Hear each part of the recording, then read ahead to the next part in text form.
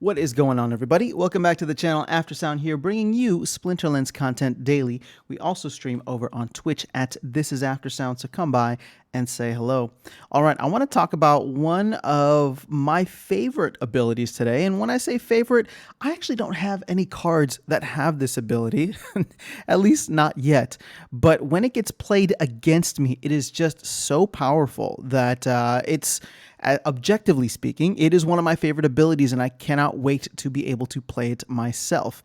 Now, the thing is, let's dive right in. The ability is Silence, and what it does is it reduces the magic damage of all of your opponent's creatures, normally by 1. Now, you can stack these, so if you have multiple monsters that have this ability, then you will have a -1. So it's or -1 or -2, however many you have.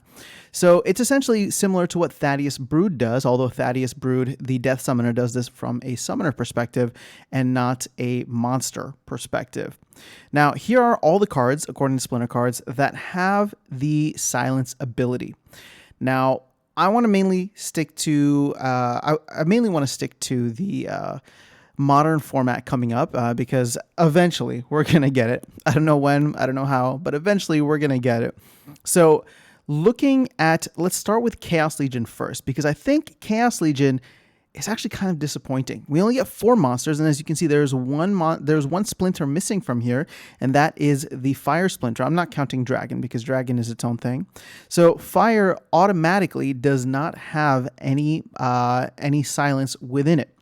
Now, the 4 remaining splinters, of them, the only one that you can get at a lower level than maxed out is Goblin Psychic, so Earth.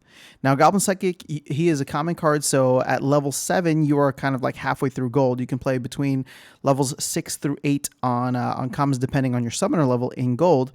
And you get it at level 7. So that, to me, actually has some value, because Angelic Mandarin is a rare card, and level 8 is the max.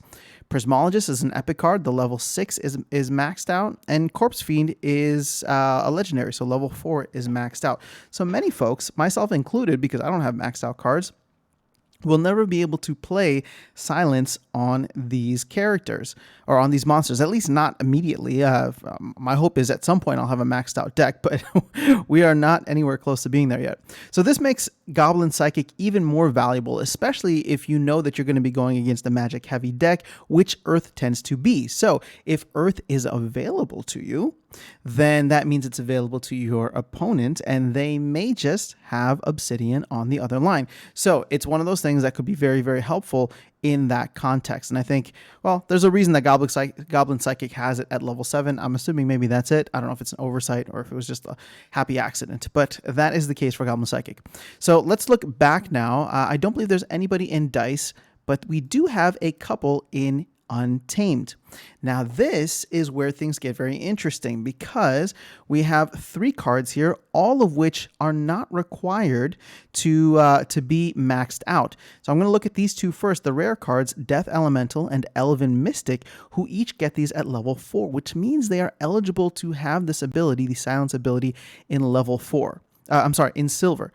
So that being said, you can see, and I won't pull up the market here, but you can go check in the market. These 2 cards are actually priced very, very high compared to some of their peers, simply because of that. And probably Elven Mystic even more so, because Elven Mystic is neutral. So you can play this with literally any deck you want.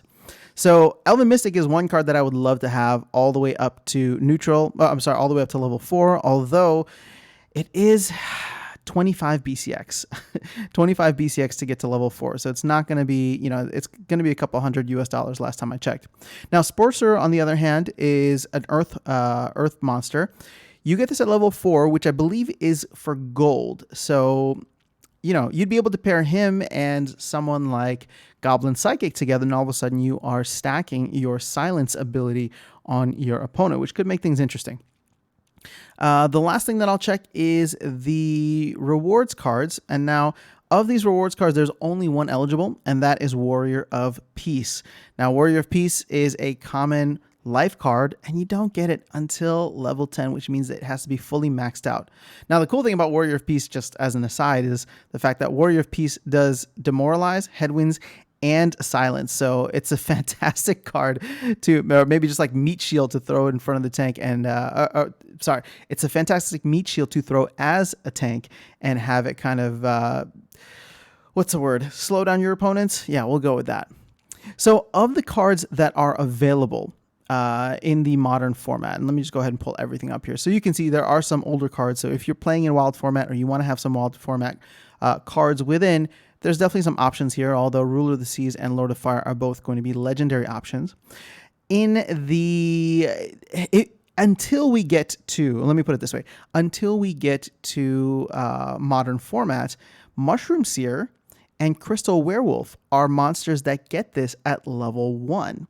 So that is something to keep in mind if you are playing a heavy earth deck or a heavy life deck, because at the most basic level, you can get silence right there and then. So I think that is really clutch, although, like I said, those are going to be gone as soon as we get to modern format.